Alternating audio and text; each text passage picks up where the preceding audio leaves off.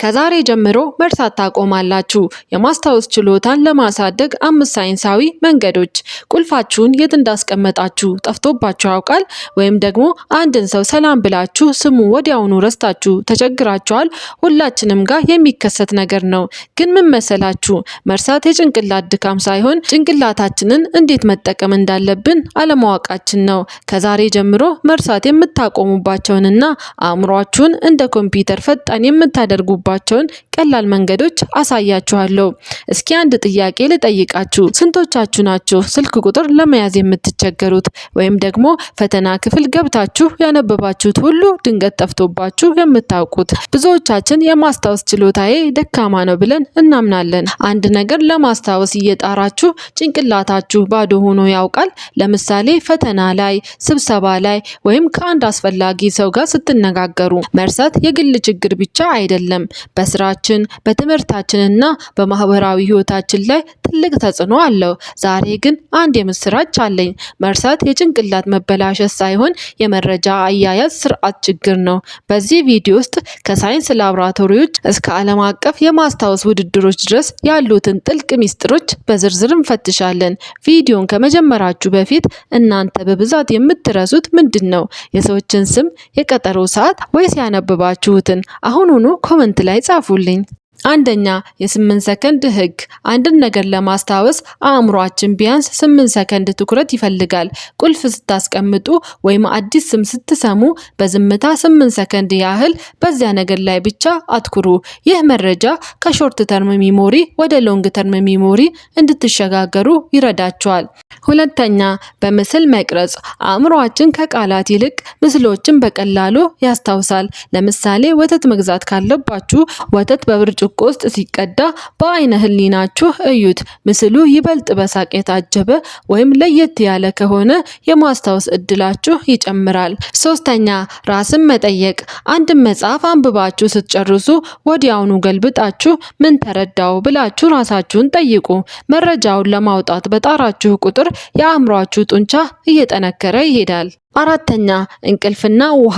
ይህ በጣም ቀላል ግን ብዙ ሰው የሚዘነጋው ነገር ነው። ጭንቅላታችን መረጃዎችን የሚያደራጀው በምንተኛበት ጊዜ ነው። በቀን ቢያንስ ከ7 እስከ 8 ሰዓት መተኛትና በቂ ውሃ መጠጣት አእምሮ በንቃት እንዲሰራ ያደርገዋል። አምስተኛ፣ ማስተማር። አንድን ነገር በደንብ ለማስታወስ ከፈለጋችሁ ለሌላ ሰው አስተምሩ። ለሰው ስታብራሩ መረጃው በውስጣችሁ በደንብ ይሰርጻል። ስድስተኛ፣ ስፔስድ ሪፒቲሽን። የጀርመኑ ሳይንቲስት ከርመን ኢቢንግሃውስ ፎርጌቲንግ ከርቭ የሚባል ጥናት አለው። አንድን ነገር ካጠናን ከ20 ደቂቃ በኋላ 40% የሚሆነውን እንረሳለን። ለማስታወስ በየመሃሉ ድግግሞሽ ያስፈልጋል። ልክ ዛሬ የተማራችሁትን ነገር ከ1 ሰዓት በኋላ፣ ነገ፣ ከ3 ቀን በኋላ እና ከ1 ሳምንት በኋላ በድጋሚ ከልሱት። ይህ ኒውራል ፓዝዌይስ ወይም የአእምሮ መንገዶችን ያጠነክራል።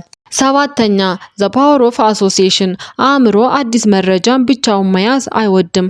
አዲሱን መረጃ ቀድሞ ከምናውቀው ነገር ጋር ማያያዝ አለብን። አንድ አዲስ ሰው ስትተዋወቁ ስሙ ዮሐንስ ቢሆን ቀድሞ የምታውቁትን የቅርብ ጓደኛችሁ ዮሐንስን አስቡ። ልክ እንደ ጓደኛ ዮሐንስ ነው ብላችሁ ስታያይዙት አእምሯችሁ በቀላሉ መዝግቦ ይይዘዋል። 8ኛ፣ የአኗኗር ዘይቤና አእምሮ። ምግብና እንቅልፍ ጭንቅላታችን 20% የሚሆነውን የሰውነታችንን ጉልበት ይበላዋል። ኦሜጋ 3 ያላቸው ምግቦች እንደ አሳ፣ ለውዝ በጣም ወሳኝ ናቸው። ዲጂታል ዲቶክስ። በቀን ውስጥ ስልካችን ላይ የምናየው አላስፈላጊ መረጃ፣ ሾርት ቪዲዮስ ስክሮሊንግ አእምሯችንን ያዝረከርኳል። በቀን ለ30 ደቂቃ ምንም አይነት ስክሪን ሳያዩ ጸጥታ ውስጥ መሆን አእምሮ መረጃ እንዲያደራጅ ይረዳዋል። 9ኛ፣ ዘ ፌይንማን ቴክኒክ። ጥልቅ ያለው ግንዛቤ። ይህ ዘዴ የኖቤል ተሸላሚው ሪቻርድ ፌይንማን ዘዴ ነው። አንድን ነገር ለ6 ዓመት ህፃን ማስረዳት ካልቻላችሁ አልተረዳችሁም ይባላል። ደረጃዎቹ። 1ኛ፣ የምታውቁትን ነገር በወረቀት ላይ ጻፉ። 2ኛ፣ ምንም እውቀት ለሌለው ሰው እንደምታስረዱ አድርጋችሁ አብራሩ። 3ኛ፣ የምትቸገሩበትን ነጥብ ለዩና ተመልሳችሁ አንብቡት። 4ኛ፣ ውስብስብ ቃላትን ወደ ቀላል ቃላት ቀይሩ። 10ኛውና የመጨረሻው ቹንኪንግ። ለምን ስልክ ቁጥሮች በሰረዝ እንደሚከፋፈሉ ያውቃሉ? ለምሳሌ 0911 ሰረዝ 22 ሰረዝ 33 ሰረዝ 44። አእምሯችን መረጃን በቡድን ወይም ቹንክስ መያዝ ይቀለዋል። ረጅም ጥናት ወይም የስራ ዝርዝር ካላችሁ በትንንሽ 3 እና 4 ክፍሎች በማከፋፈል መያዝ ይኖርባችኋል። በምንተኛበት ጊዜ አእምሯችን መርዛማ ነገሮችን ያጸዳል። መረጃዎችንም ፋይል አድርጎ ያስቀምጣል። እንቅልፍ ማጣት ማለት ፋይሎችን ሙሉ በሙሉ መሬት ላይ መበተን ማለት ነው።